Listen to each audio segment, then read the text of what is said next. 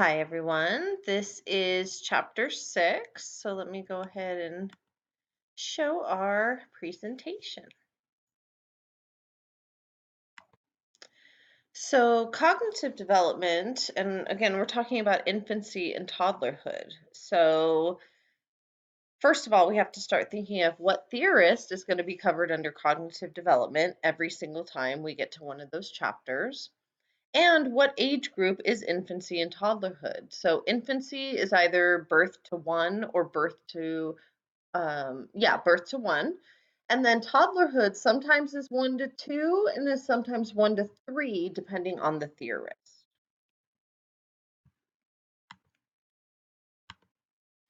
So Piaget is our cognitive theorist, and he starts with the sensory motor stage of development.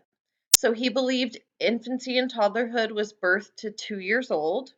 He did divide it into 6 substages, which I have here on the next slide, but this is not an infant and toddler development class, so I'm not going to focus on every single substage. Excuse me.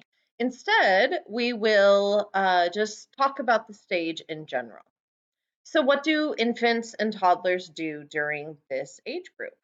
They build schemes, which we'll talk about in a minute, or categories in their brain through sensory and motor exploration. And look at the name of the sage, sensory motor. So through their senses, through their motor capabilities, they're able to explore and therefore develop more cognitive knowledge. Now, one thing that all 6 substages refer to is circular reactions. And what they realize is as infants stumble upon something new, water at the beach, for example, they learn something and it starts the cycle of learning. So again, here are those different substages broken down from birth to 2. So now we want to think about how do infants use their senses to reach cognitive understanding. So let's start with the picture on the right. I did something like this similar with a nephew of mine. So how is this child learning cognitively through this sensory box? So let's think about what senses they're using. So sight, sound maybe, if you had some kind of music or any other way of them creating sound. Taste. For me, I had little pockets of snacks for my nephew that he could, you know, pick, touch, right? So you think about our senses, like what is this little boy learning about this object? Through putting it in his mouth, he's learning, does it feel similar to other things I've tasted before? How does it taste? How does it feel? How does it sound? What does it look like?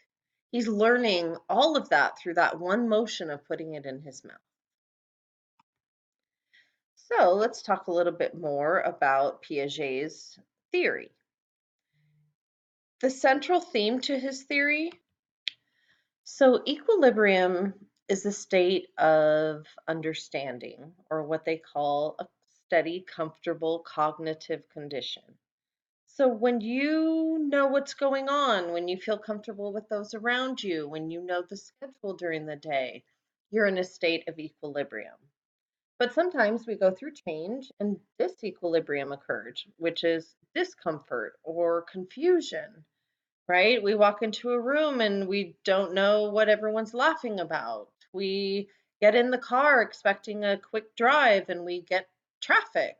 Our brain immediately starts to determine that information and tries to get us back to a state of equilibrium.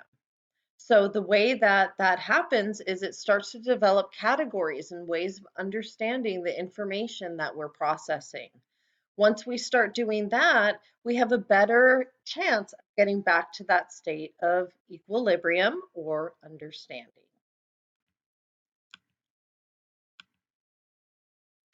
So what are schemes or a schema? Well, it's a category or an organized way of making sense of an experience. So when an infant is young, which, right, birth to 1, They don't really know what everything is, what the names of things are, so their brain starts to categorize by action. What can go in our mouth? What can we bang? What can we push? What can we shake? Right? So the infant starts to create schemes in their brain, not even knowing it, through their experiences with objects. So here I have the example of mouthing. Child picks up a spoon, puts it in their mouth. Oh, okay, that can kind of go in my mouth. They then pick up a remote control, put it in their, oh, okay, that fits in my mouth.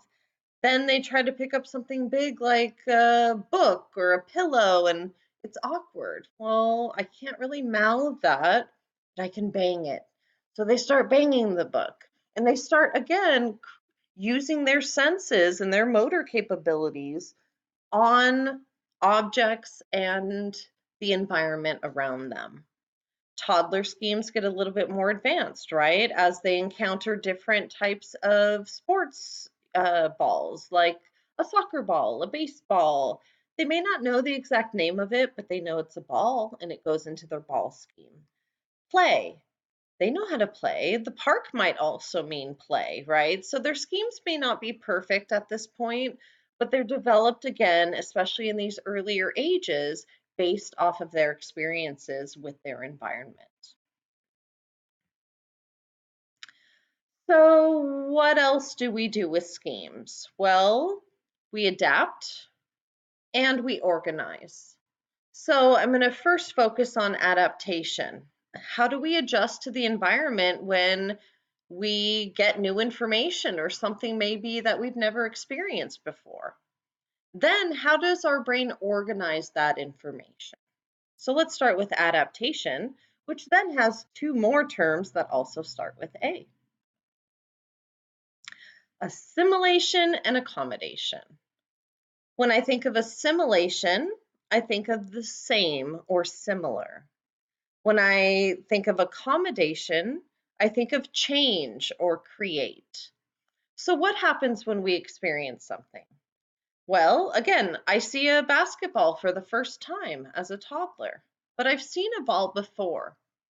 So, my brain can assimilate that information based on my previous knowledge. It's the same or similar to something I've experienced before. But what if I've only experienced dogs in my life and they bark? And all of a sudden, I get to an experience with a cat. I've never seen a cat before. I try to assimilate it into my dog scheme, and I hear the cat meow. And I see the cat climb up a tree, and I've never seen a dog do that. So all of a sudden, my brain starts to accommodate. I might look at my parents and say, "Dog?" They might answer, "No, that's a cat." Then my brain would say, oh, that's something new and something different. And I might create a new scheme to better understand my environment. Once I do that, I might ask a few more questions in order to get back to that state of equilibrium. Because again, when I see a dog or a cat for the first time, I'm in a state of disequilibrium. And my brain is going to do what it can to get me back to that state of equilibrium. So again, here's a little more about schemes, assimilation, accommodation. And then we organize. Our brain starts to say, is this something similar to something I've experienced before? When I hear music, can I then dance? Right? So our brain starts to make between experiences. And that's why, again, sometimes you see infants immediately start to dance when they hear music. So it's an internal process, but our brain starts to make branches between knowledge so that we can better understand our world.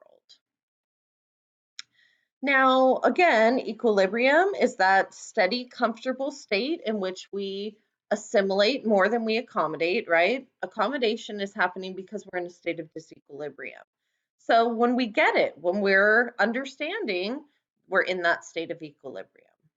But again, when we go through a lot of change and we can't always assimilate, we may be in a state of disequilibrium and need to go back to that state of equilibrium through developing schemes.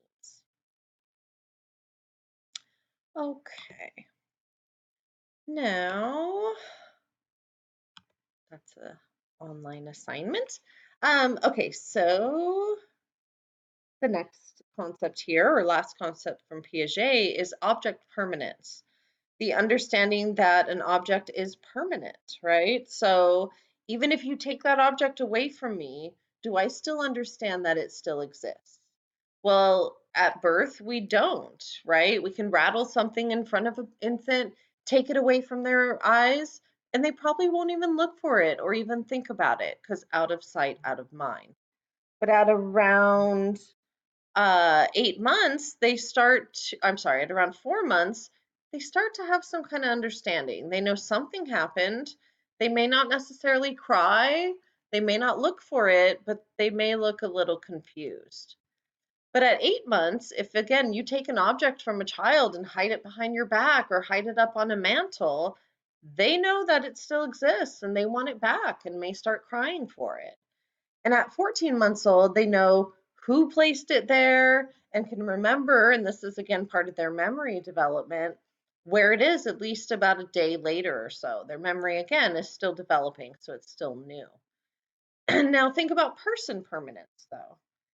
It's actually achieved earlier at 6 months old instead of 8 months old. So why would person permanence come before object permanence? Well, people are usually more important to the child than objects, right?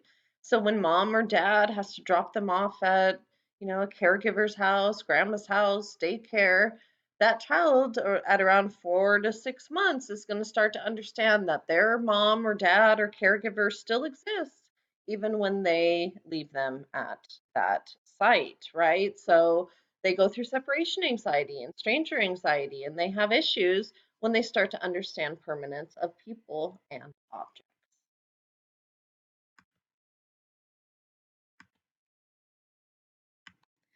Now, in terms of attention, it's important to understand that infants' memory is still developing, right? So they pay attention a lot to things that are new objects, new people, new experiences, and they can become more intentional in their behavior as they become older and start to have more schemes, more experiences to draw from. So, expecting them to sit still with an object or sit still with an activity, again, that comes with more understanding of how objects work and more through exploration of their environment. Now, Vygotsky is another important cognitive theorist, so he will also be brought up in a lot of our cognitive chapters. He takes a different approach than Piaget, right? Piaget is a stage theorist. As in our last stage, we focused on birth to two. Vygotsky does not concentrate on the age of the child. Instead, he concentrates on ability and their zone of proximal development. So I'm going to talk about what that entails. So he believes the social environment is incredibly important to a child's development of their cognitive abilities through play, through involvement with others, through conversation. They start to develop their understanding of the world. Now, he also believed that there's this zone, this imaginary area of tasks that a child really can't do by themselves, but if they have a more capable peer or adult that can help them with that, then they might be able to get into that zone and reach that level of understanding, and then that zone would increase into other areas. So, first about play, again, Vygotsky believed that interaction with your peers, interactions with others, your family, culture was very important. So, give children culturally meaning activities at home, at school, represent things that are meaningful to them, and also allow them to learn from others. But he also believed, again, it's through readiness and experience. So the more we allow children to experience with make believe play, the more they're going to be ready and able to um, participate with other children and be more social dramatic in their play. And again, with adult play, we help children kind of pull them into that zone of understanding the interactions of play. Now, here's a depiction of the zone of proximal development.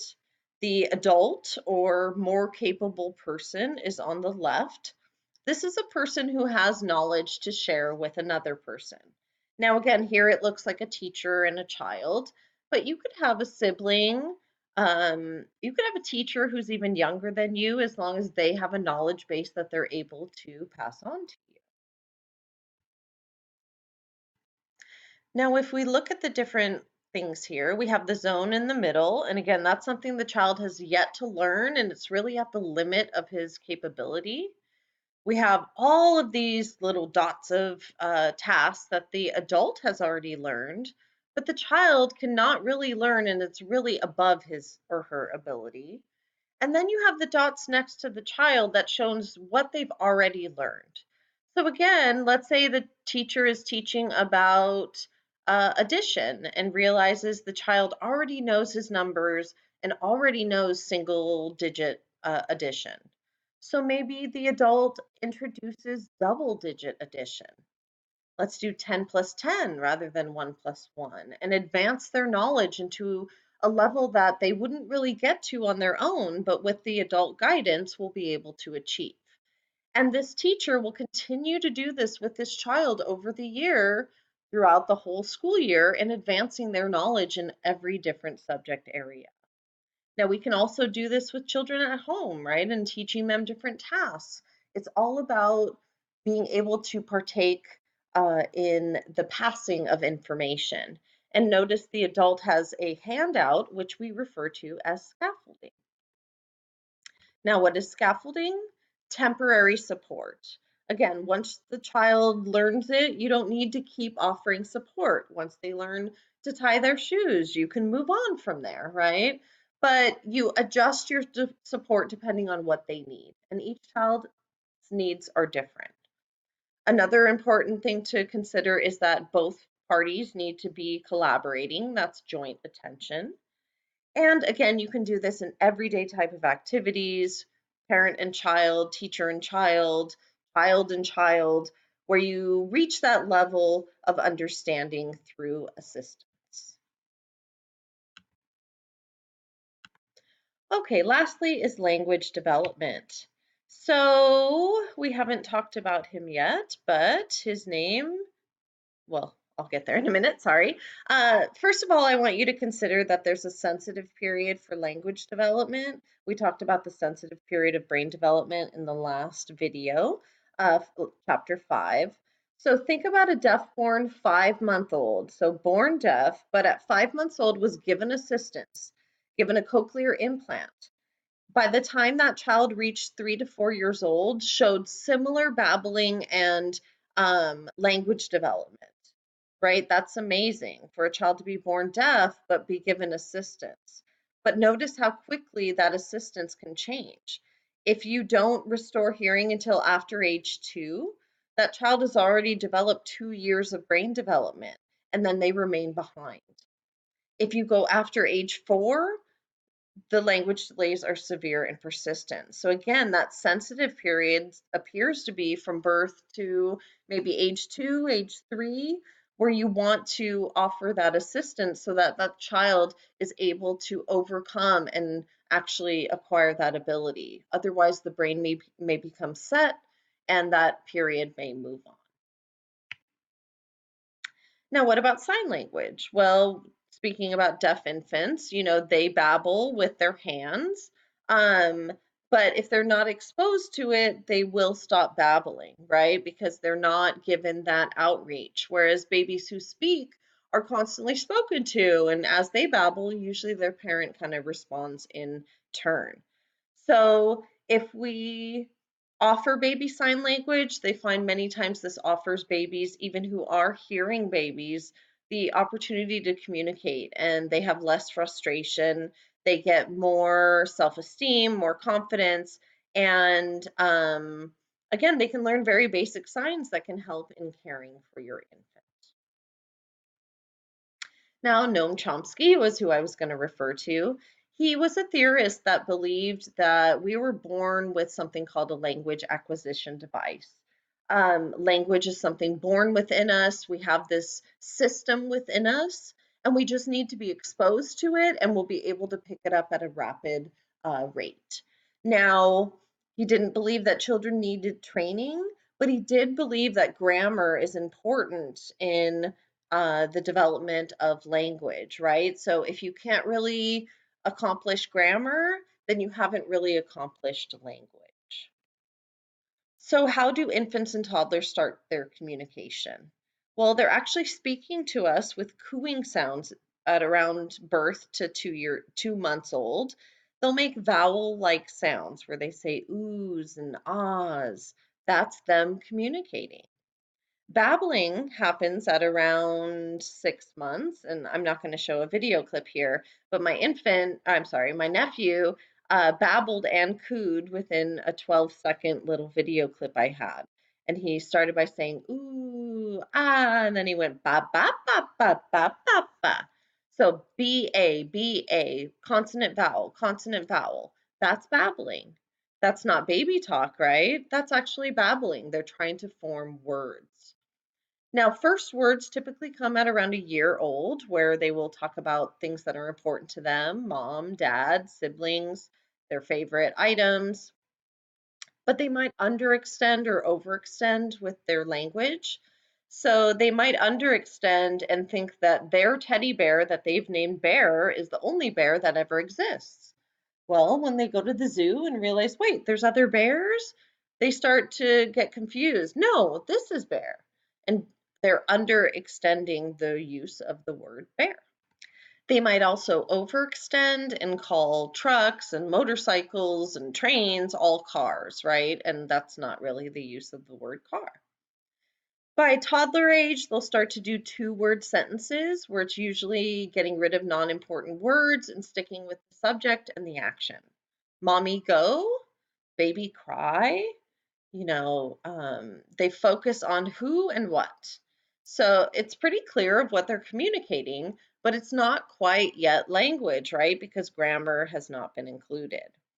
But we then speak to children and we start fostering the language. We start filling in the gaps of their grammar. So when they speak to us in those two-word utterances, we want to repeat back to them in full sentences. Now, child-directed speech used to be called something called motherese. They thought only mothers did it and then realized, oh, anyone who interacts with children might do this. So then it became parentese. It's only parents. And then realized, a caregiver can still not be a parent, but still know how to talk to children.